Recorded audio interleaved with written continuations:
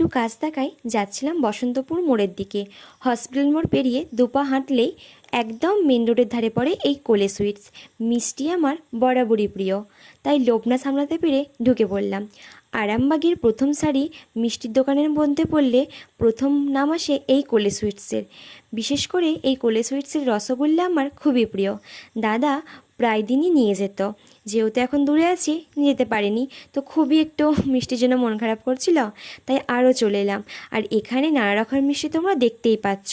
আমি নিয়েছিলাম এই 1 কাপ রসমালাই, যেটার দাম নিয়েছিল 25 টাকা। দামটা একটু বেশি হলে খেতে কিন্তু অসাধারণ। তোমাদের কোন দোকানের মিষ্টি ভালো লাগে আর কোন মিষ্টি তোমাদের প্রিয় অবশ্যই কমেন্ট করে জানিও। তারপর খেয়ে কাজ মিটিয়ে আসার সময় মায়ের জন্য নিলাম ফল। এই নতুন আপেলগুলো উঠেছিল, দেখতে কিন্তু অসাধারণ ছিল। জানি না খেতে কেমন হবে, আমি তো যাই কিনে নিয়ে যাই, মা তো কিছু না কিছু খুঁট বার করে। জানি না আজকে